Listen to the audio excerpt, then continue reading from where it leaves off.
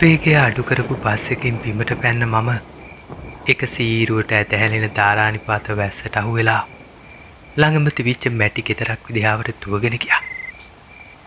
කෑලි කපන්න පුළුවන් කන අඳුරෙම බස් එක ඈතට ඇදිලා යනවා බලාගෙන හිටපු මම බෑග් එක ඇරලා ෆෝන් එක අතට ගත්තා. වෙලාව හරියටම රෑ 8 පහුවෙලා විනාඩි 22ක් ගෙවිලා තිබුණා. ඒ අතරතුරේ මන් දැක්කේ ෆෝන් එකේ බැටරිය හරියටම 102ක් විතරක් තියෙනවා. ඒක දැක්කට පස්සේ මගේ මුළු ඇඟම හිරි වැටුණා. තව ටිකකින් මේකත් ඕෆ් වෙයි. වටපිටාවේ තිබුණේ තැටි අඳුරක්. විදුලිය විසන්දි වෙලා ගියේ මම බස් එකෙන් බහින්න ටිකකට කලින්. මං ආපහු පාරක් මගේ යාළුවට කෝල් කරා. මචං ඔබ බැස්සනේ? මාර වැස්සක් නේ බං. ඔබ කෝල් කරලා කියද්දි මම බයික් එකත් එළියට අරන් හිටියේ. කොහෙද? වහිනව නෙවෙයි වැක්කිරෙනවනේ බං. මහා තාරානිපාත වර්ෂාව මැදින් මගේ යාළුවගේ උස් කටහඬ මට ඇහුණා. වහිනව කියන්නේ බං පාර පේන්නේ නැහැ. මම මේ හන්දිය ළඟ තියෙන අර මැටි ගෙදර ඉන්නේ. ඒ වෙලාවේ තිවිච්ච වැස්සේ සත්‍යෙත් එක්ක මං ඒ විදිහට මගේ යාළුවට කිව්වේ හයියෙන් කෑ ගහලා. මේ ඒක නම් පොඩ්ඩක් චේන්ජ් කර බං ඈ. ඒයි යකෝ ඔක පරණ ගයක් නේ. ඇත ඇරලා දාපු එක. ඔක වැස්සට කඩන් වැටි. යාළුවා එහෙම කියපු ගමන්ම මම බැලුවේ මං වැස්සට නතර වෙලා හිටපු ගේ දිහා. එක සැරේටම කොටපු විදුලි එළියත් එක්ක මං ගෙදර හැඩරුව දිහා බැලුවා. දිරෙලා කියපු තෙත පරිත වෙච්ච පොල්ලතු වලින් පල්ලට පොල්ලතු එල්ලිලා වැටිලා තිබුණා. මැටි බිත්තියත් ඕනටත් වඩා පහත් වෙලා තිබුණේ හරියටම මම හිටපු පැත්තට. මේ මං කියන්නේද? ඔහොම ටිකක් ඉස්සරහට ඇවිත් අපේ ගෙදරට එන අතුරු පාරෙන් හැරුණම් විජේ මාමගේ කඩේ තියෙනවා. උඹට මතකයිනේ අර එදා අපි කඩේ නතර කරලා කතා කරේ. අර උඹේ විස්තරේ එහෙම ඇහුවේ. හරි මතකයි. මං එහෙට වෙලා වැසපායනකන් ඉන්න. ඒක මතක් කළා මම්මගේ හිතට ආපු සතුටත් එක්ක මං යාළුවට එහෙම කිව්වා. යාළුවගේ හඬ ඇහෙන්නේ නැතුව ගියෙත් ෆෝන් එක ඔප්පුනේ එකපාරම. මං දිග හුස්මක් පිට කළා අවට බැලුවා. අකුණු හඬත් විදුලි කෙටීමත් හින්දා ආලෝකමත් වෙච්ච පරිසරයේ গুপ্ত බව වැඩි උනේ කවුරුවත් නැති පාළු විසව්වක් හින්දා. හදවතේ කැස්මත් ටිකෙන් ටික වැඩි වෙනවා. මටත් හොරා මට දැනුණා. නුවන් කියන්නේ මගේ ජීවිතයේ ඇසුරු කරපු හොඳම යාළුවෙක්. එයා මාව වඳුනගත්තේ තවත් යාළුවෙක්ගේ මංගල අවස්ථාවකට සහභාගී වෙච්ච දවසේ. අපේ යාළුකමට වසර 5ක් ගත වෙලා තිබුණත් මං නුවන්ගේ ගෙදරට ගෙනෙන දෙවෙනි අවස්ථාව තමයි මේක. පළවෙනි පාර ආවේ එයාගේ තාත්තගේ මල ගෙදරට. ඒ හරියටම මීට අවුරුදු 3කට කලින්. අද ආවේ එයාගේ ඇවිටිල්ලත් එක්ක දවස් 2-3ක් එයාගේ ගෙදර නතර වෙලා ඉඳලා යන්න. රැකියාවෙන් එක දවසක් නිවාඩු ගත්තේ ඉතිරි වෙලා තියෙන දවස් දෙක රජේ නිවාඩු දවස් දෙකක් වෙච්ච හින්දා. කිලෝමීටර් 50ක් විතර දුරින් වෙච්ච මගේ මේ යාළුවගේ ගෙදර තිබුණේ ටිකක් ගමේ ඇතුළට වෙන්න. බස් එකෙන් බැලලා තවත් කිලෝමීටර් 4ක් විතර පයින් යන්න ඕන. ඒකෙත් අතුරු පාරවල් ගොඩාක් තියෙනවා. ඇත්තටම නුවන්ට විජේ මාමගේ කඩේ මට මතකයි කියලා කිව්වත් මගේ හිතේ ලොකු මතකයක් තිබුණේ නැහැ. එකක් එදා යාව හම්බ වුණේ දවල්. අනික මේ මහා වැස්සේ උතුරන වතුර හින්දා පාරවල් සේරම යට වෙලා තිබුණා. කොහොමුණත් මං තව දුරටත් මෙතන ඉන්න එක එච්චර හොඳ නෑ කියලා මට මගේ හිත කිව්වා. කැඩිලා වැටෙන්න ඔන්න මෙන්න තියෙන මැටි ගෙදර දිරා ගියපු පොල්ලදු තවත් පාරක් විදුලි කෙටීමේ එළියෙන් දර්ශනය වෙනවත් එක්කම මම බෑග් එක ඇරලා කුඩේ අතට ගත්තා. තොරොත්තු දෙන්නේ නැති වැහි වතුර කපාගෙනම මං ඉස්සරහට යනවත් එක්කම එකපාරම ඇහුනේ තටාස් කාලා මුතු සද්දයක්. ඒ හඬත් එක්ක මං කැස්සිලා ආපහු පිටිපස්ස බැලුවා. ඒත් එක්කම පුපුරල ගියපු හෙනෙන් මං හොද්දටම පිරාන්ත වෙලා එතනම ගල් ගැහුණා. දෙයනේ මං පේරුණු පේරිලා. අර මැටි ගෙදර බිත්තියක් කඩන් වැටිලා තිබුණේ හරියට මං නාලින් නතර වෙලා හිටපු තැනට. තවත් එක මොහොතක් හරි ප්‍රමාද නොවිච්ච මං ඉක්මනටම ඉස්සරහට ගමන් කළේ කිසිම දෙයක් මායින් කරන්නේ නැතුව. වතුර කපාගෙන ඇඳගෙන හිටපු ඇඳුම් තෙත බරියන් වුණත් බෑග් එක වතුරින් නෑ වුණත් මගේ කුඩේ හතර අතට ඇඹරුණත් මං ඒ කිසිම දෙයක් මායින් කරේ නෑ. මට දැන් අවශ්‍ය වෙලා තිබ්බේ විජේ මාමගේ කඩේ හොයාගන්න එක විතරයි. ඒ කඩේ තිබුණෙත් පාරෙන් කිලෝමීටර් භාගයක් විතර ගියාට පස්සේ. විදුලිය විසන්දි වෙච්ච පාරේ කිසිම දෙයක් මට පැහැදිලිව පෙනුනේ නැහැ. ඉඳලා හිටලා ගියපු වාහනයක එළියක් නොවෙන්න කෑලි කපන්න පුළුවන් කන අඳුරක් තමයි වටපිටාව තිබුණේ. මේ ප්‍රධාන පාර දැන් අතුරු පාරට හැරුණට පස්සේ කොහොමටවත් එළියක් නැහැ. කවදාවත් දැනිච්ච නැති බයකින් මගේ හිත වෙලිලා යද්දී මං වටපිට බැලුවා. මොන පාරෙන්ද යන්නේ? මං අතරුනේ අතුරු පාරකට හැරෙන තැනක ඊට එහායින් තවත් අතුරු පාරක් පේන තිබුණා.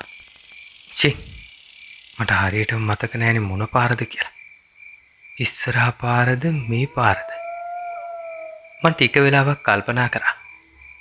හිතේ තියෙන නොසන්සුන්තාවයත් කැළඹිලි ගතියත් ඉඳ කිසිම දෙයක් හරි හැටි මතකයට ආවේ නැහැ.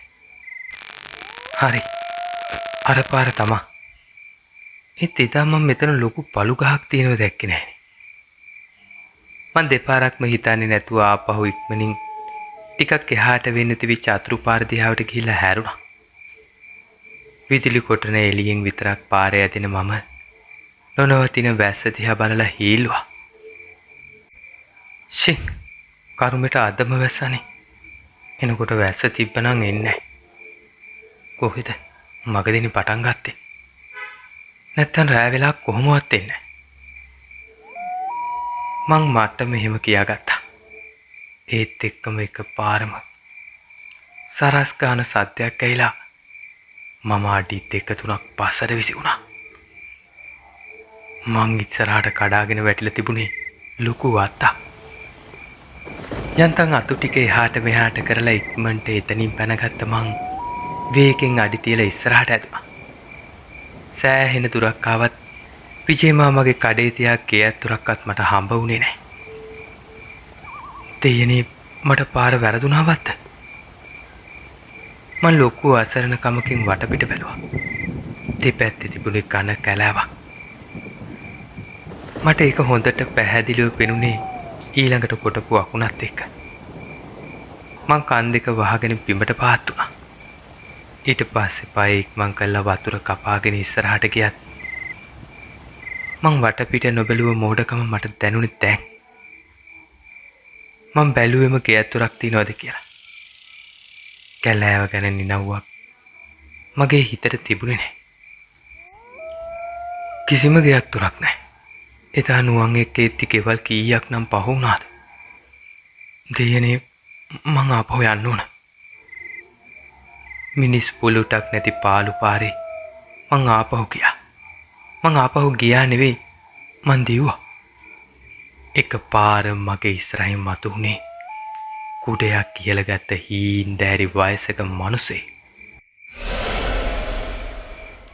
මං එයාව දැක්කේ එක පාරට කොටපු විදුලි එළිය. මං එක තැනම කල් ගහිලා ටික වෙලාවකට පස්සේ මිනිහයත් එක්ක කතා කරලා පාර ඇහුවා. මං කිව්වා මට විජේ මාමගේ කඩේට යන්න ඕන. ඒත් මට පාර වැරදිලා මට පාර කියන්න කියලා. අසරණ කමේ අන්තයටම වැටලා හිටපු මම ඒ වචන ටික කලපගත්තෙත් බොහොම අමාරුයි. කිසිම වචනයක් නොකියපු මේ වයසක හීන්දෑරි මිනිසයා මන් දිහා එක එල්ලේ බලාගෙන හිටියා. ඊට පස්සේ ආ එක පාරටම අනික් පැත්තට අත දික් කළා. ඒ මිනිසයා මට මේ පැත්තට යන්න කියලා අතෙන් සංඥා කරා. මේ වයසක මිනිසයා කියෙත් මේ පැත්තට. මං එයාත් එක්කම කතා කර කර යන්න හැදුවත් එයා ඉස්සරහට ගියේ හරියට රොකට් එකක් වගේ. ඒ විදුලි කොටන වෙලාවේ මං දැක්ක විදියට එහෙමත් නැත්තම් වෙන දෙයක්ද? මගේ හිත තර්ක කරන්න කලින් මං දැක්කේ දකුණු පැත්තෙන් පාරට ටිකක් එහාට වෙන තිවිච්ච පුංචි මැටි ගෙදරක්. ඒ ගේ ඇතුළු කෑනු දෙන්නෙක් එහා මෙහා යනවා මට ඈත ඉඳලම් පෙනුණා. ගෙයි පිළ උඩ බූරු ඇඳක පිරිමියෙක් නිදාගෙන හිටියා.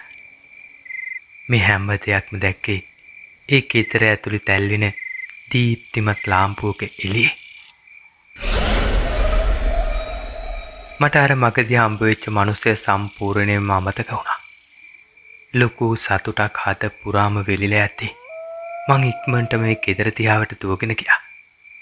ඒ ගෙදෙට්ට යන අඩි පාරක්වත් තිබුණේ නැහැ. ඒ වගේම වැලි මිදුලක් තිබුණෙත් නැහැ. ටිකක් උඩට වැඩිලා ගියපු විවිධ තනකොළ වර්ග වලින් ඒක පිරීලා තිබුණා.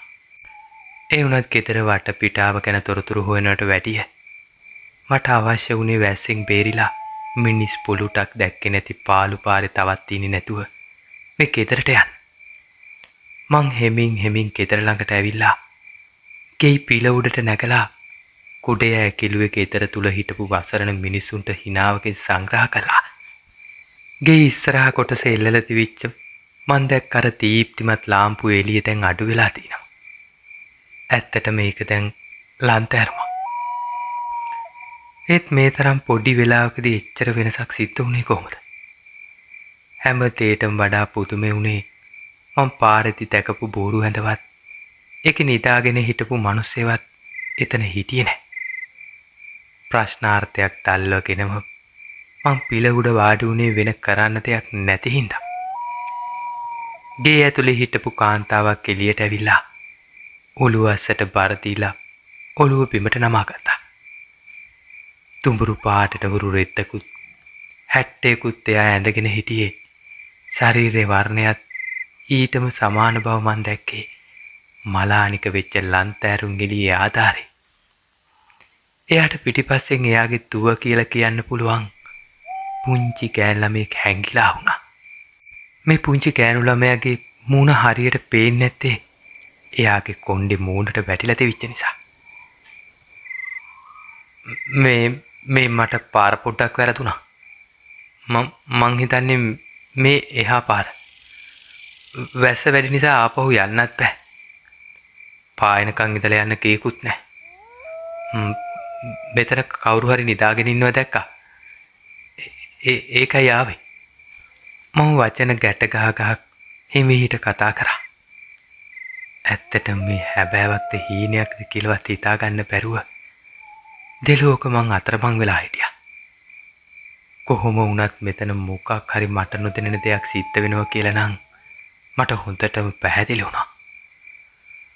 මං කොච්චර වචන ගලප තැටමුවත් එයාලකින් කිසිම ප්‍රතිචාරයක් තිබුණේ නැහැ. ඒ තියා ඔළුව අස්ස ළඟ හිටපු අර කෑඩු කෙනා ඔළුව ඉස්සලා නිකමටවත් බැලුවේ නැහැ. ලන්තෑරුම හුළඟට හෙලවුනේ ලොකු හීතලකුත් මගේ ඇඟ පුරා වෙලිලා යන ගමන්. ඒ හුළඟින් අර කාන්තාවගේ හිසකෙස් කීපයක් එහාට මෙහාට විසිරෙනවා මං මගේ යටි ඇහින් දැක්කා. ඒත් ඒ දිහා කෙලින් බලන්නට මගේ හිතට ආවේ ලොකු බයක්. දැන් මහා වැස්ස තුරල් කරලා තිබුණා. පාරේ තිබිච්ච මෙතෙක් පිරීලා තිබිච්ච වතුර පැහැලා යන හඬ මට හොඳට ඇහුණා. ලාමක එළියක් නිකුත් කරපු අර ලාම්පුව කියන්නේ තව ටිකකින් ඒක නිවිල යන්න කිට්ටුයි කියලා. මං ආපහු යටි යහින් ගෑනු දෙන්න දිහා බැලුවා. එයාලා තාමත් හිටපු විදියටමයි. ඇත්තටම මිනිස්සෙක්ට මේ විදියට හැසිරෙන්න පුළුවන්ද? මම මගෙම ප්‍රශ්න කරා. හීතල පැත්තක තියලා මගේ මුළු ඇඟම තාඩියෙන් පෙඟිලා ගියේ කවදාවත් නොවිච්ච විදියට. මගේ උකුරේ හරියට මොකක්ද දෙයක් හිර වෙලා වගේ. මං හිඳගත්ත තැනින්ම ආයාසයෙන් නැගිට්ටා. මට උනුනේ පුළුවන් තරම් ඉක්මනට මේ ගෙදරින් ඈතට දුවලා යන්න. මං ඇවිල්ලා තිබුණේ මනුස්ස වාසයකට නෙවෙයි කියලා මට හොඳටම පැහැදිලි. ඒත් එක්ක පාරම කේ ඇතුලෙන් ඇහුනේ මොකක්ද දෙයක් බිම ඇදගෙන කවුරු හරි එන හඬක්. අර ගෑනු රුවවල් දෙක පුරුදු විදියටම බිම බලාගෙන හිටිද්දි ගේ ඇතුළෙන් මතු වුණේ කළු පාට කෙට්ටු ඇඟක් තියෙන වයසක මිනිසෙක්. ඒ මිනිසයාගේ එක කකුලක් ගැට ගහපු ධම්මලක් තිබුණා. මට ඇහිලා තිබුණේ ඒක බිමතිකේ ඇඳෙන හඬ. අර ගෑනු කෙනා ළඟ නතර වෙලා අර වයසක මිනිසයා මන් දිහා බලාගෙන හිටියා. ඇහි පිල්ලම් ගහන්නේ නැති ඇස් දෙක, විරූප වෙලා කියපු මූණ, සුදු මැලි දෙතොල්. මට පෙනුනේ හරියට නිවෙන්න ආසන්න වෙලා තිරිච්ච ලන්තෑරුමේ පුංචි එළියෙක්. දෙයනේ මේ මිනිස්සයා නේද මට මගේ ඉති පාරේදී හම්බ වුණේ. මං හොද්දටම බය වුණා. මං පුළුවන් තරම් වෙර දාලා එළියට පැන්නේ උකුලේ තිවිච්ච බෑග් එකත් අරගෙන. එතකොටම ලන්තෑරුම ටොක් ගාලා පිපිරෙන හඬ මට ඇහුණා. ඒත් එක්කම එළියත් නැති වෙලා ගියා. කුඩේ බිම වැටුණත් ඒක ගන්න කිසිම උත්සාහයක් නොදරපු මං පිටිපස්ස බලන්නෙම නැතුව වේගින් දුවගෙන ගියා. වතුර බෑගෙන ගියපු පාරේ දුවන එක කලින් තරම් අමාරු වුණේ නැහැ. අඳුර රජ වුණු මාවතේ කොච්චර වේගින් දුවගෙන ගියාද කියනවනම් කඩාගෙන වැටිලා තිබිච්ච අතේ පැටලිලා මං අනිත් පැත්තට විසි වෙලා ගියා.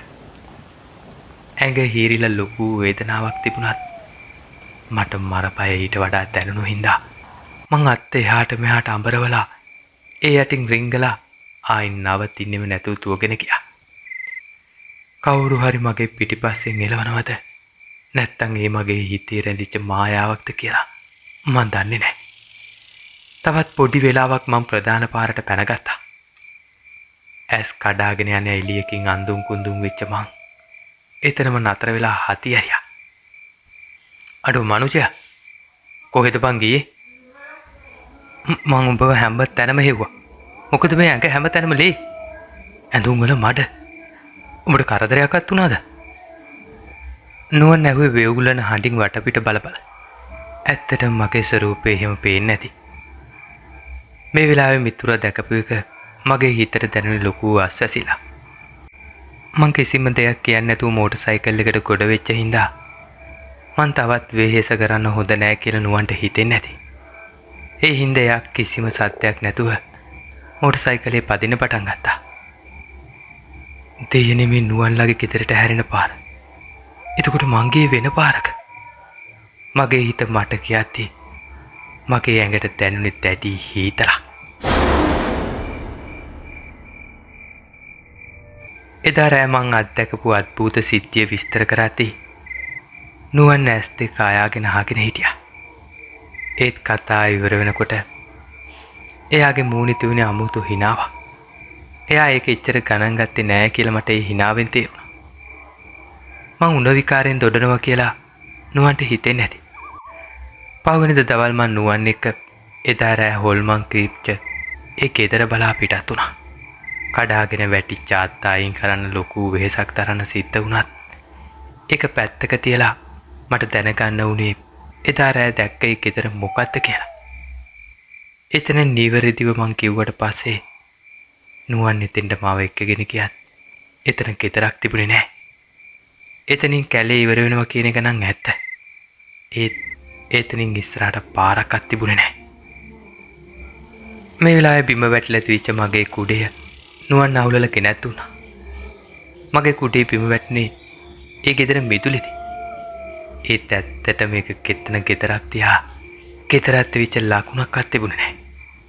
එතන තිබුණේ තරමක් උසට වැටිලා තිබිච්ච තනකොළ විතරයි. මම මොකක් හරි දෙයකට බය වෙලා දුවගෙන ගිය හැටිත් ඊට පස්සේ මට උණ ගැනුණු හැටිත් මං නුවන්ට කිව්වා.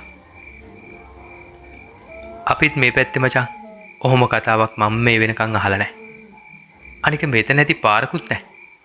ඉස්සර නම් ගයක් තිබ්බලු මෙතන. ඒත් ඒ අය මේක දාලා ඈතකට ගිහින්. දැන් ගොඩක් කල්. හැබැයි ඉතින් ඒ සිද්ධිය වෙනකොට අපි ගොඩාක් පොඩි. මං කියපු කතාව උණ විකාරයෙන් කියපු එකක් කියලා ඔහු එතනත් කිව්වේ ටිකක් hina වෙවි. ඒ හින්දා මං ආපහු නුවන්ට ඒ ගැන කියන්න ගියේ නැහැ. ඒත් මෙතන තිබිච්ච අద్භූත ගෙදර. ඒ වෙලාවේ මං ඒ අත්විඳ අద్භූත සිදුවීම් මගේ ජීවිතේ කවරදාවත් මට නම් අමතක වෙන එකක් නෑ.